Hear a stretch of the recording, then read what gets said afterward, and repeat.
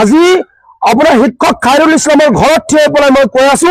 যিজন ব্যক্তিয়ে খায়ৰুল ইছলাম সাহাবক তেখেতক আপোনাৰ চৰকাৰী চাকৰি দিছে প্ৰত্যেকজন ব্যক্তি যদি খায়ৰুল ইছলাম বিদেশী হয় বাংলাদেশী হয় তেওঁলোক বাংলাদেশী নহলে তেখেতক কেনেকৈ চাকৰি দিয়ে এজন চৰকাৰী চাকৰি পোৱা ব্যক্তি কোনো পধ্যে বাংলাদেশী হ'ব নোৱাৰে স্পষ্ট অসম চৰকাৰে যেটো পদক্ষেপ গ্ৰহণ কৰিছে ভাৰত চৰকাৰে পদক্ষেপ গ্ৰহণ কৰিছে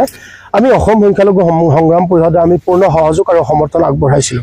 কিন্তু আমি এটা কথা স্পষ্টকৈ কৈছিলো যে প্ৰকৃত বাংলাদেশী ধৰি লৈ যাওক যেহেতু 1971 পিছত যিসকল বাংলাদেশী অসমত সোমাইছে হিন্দু হক বা মুছলমান আমাৰ কোনো ক'বলগীয়া নাই তেওঁলোকক খেদি পঠিয়াব লাগে কিন্তু দেখা গ'ল যে একাংশ আপোনাৰ বাংলাদেশীৰ নামত চৌধুৰীৰ ওপৰত যেটো অন্যায় অত্যাচাৰ কৰা হৈছে মই যিখন ঘৰত আহি পাই আজি উপস্থিত হৈছো ইতিমধ্যে মই দেখা পালো ক'বলগীয়া তেওঁলোকৰ ফেমিলি কোনো নাই আতংকিত হৈ আছে মানুহবোৰ এতিয়া নাই তেওঁলোকৰ ওপৰতো মানে পুলিচ প্ৰশাসনে বিভিন্ন সময়ত তেওঁলোকক যোগাযোগ কৰি আছে যে মানুহখিনি থানাত যাব লাগে মানুহখিনি ভয়ত আতংকিত হৈ আছে কিন্তু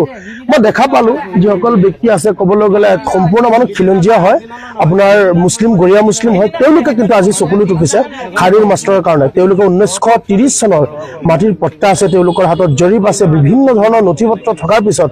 কোন যুক্তিত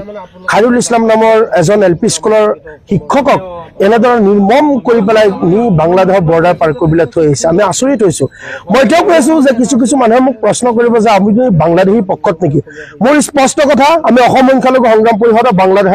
বাংলাদেশী যিসকল বাংলাদেশী খেদি পঠিয়াইছে প্ৰকৃত বাংলাদেশী যদি হয় আমি তেওঁলোকক খেদি পঠিয়াত আমাৰ কোনো দ্বিধাবোধ নাই কিন্তু আমাৰ সংকোচ আছে আমি তাৰ বিৰোধ কৰিম যদি বাংলাদেশী নামত চৌধুৰীৰ ওপৰত অন্যায় অত্যাচাৰ হয় আজি ইয়াত আপোনাৰ মাষ্টাৰ খায়ৰুল ইছলামৰ তেখেতৰ গাঁৱৰ মানুহ আহি পেলাই আজি তেওঁলোকে কৈ আছে যে তেখেত প্ৰকৃত আমাৰ অসমৰ হয় অসমীয়া হয় খিলঞ্জীয়া হয় হে ব্যক্তি আপোনাৰ দেউতা আপোনাৰ হল অসমৰ ভাতৃ অসমৰ বা তেখেতৰ চাচা খুৰা প্ৰত্যেকজন ব্যক্তি অসমৰ হয় হঠাৎ এজন ব্যক্তি বাংলাদেশী কেনেকৈ হৈ যায় গতিকে স্পষ্ট কথা এইটো চৰকাৰে 2026 চনৰ নিৰ্বাচনী বৈতৰণি পাৰ কৰিবলৈ এটা কুচকাৱাজ তেওঁলোকৰ মানে এটা ৰাজনৈতিক ষড়যন্ত্ৰ হয় আৰু এই ষড়যন্ত্ৰক আমি অসম সংখ্যালঘু সংগ্ৰাম পৰিষদে ধিক্কাৰ জনাইছো আৰু খায়ৰুল মাষ্টৰৰ লগতে যিসকল প্ৰকৃত ভাৰতীয় মানুহ বাংলাদেশী সজাইছে সেই ব্যক্তিসকলক কিন্তু মুকলাই তেওঁলোকৰ ঘৰত আমি আনি দিবলৈ অনুৰোধ জনাইছো আৰু তাৰ পিছত যদি এজন প্ৰকৃত আপোনাৰ নাগৰিকৰ ওপৰত যদি বাংলাদেশী দি লগাই পেলাই ষড়যন্ত্ৰমূলকভাৱে যদি কোনো অন্যায় অত্যাচাৰ কৰা হয় আমি অসম সংখ্যালঘু সংগ্ৰাম পৰিষদে ৰাজপথ অৱৰোধ কৰি পেলাই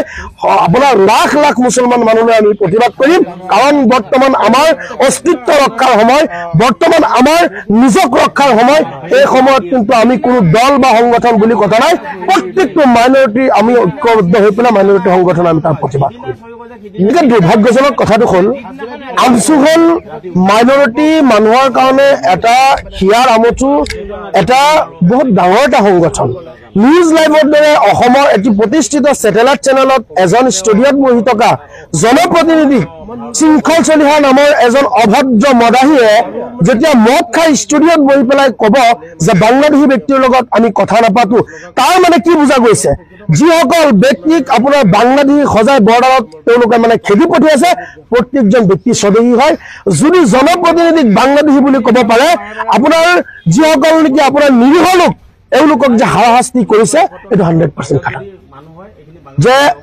প্ৰথম কথাটো হ'ল আপোনাৰ ইয়াতকে ডাঙৰ কোনো পৰিচয় দিবলগীয়া নাই তেখেত এজন আপোনাৰ চৰকাৰী শিক্ষক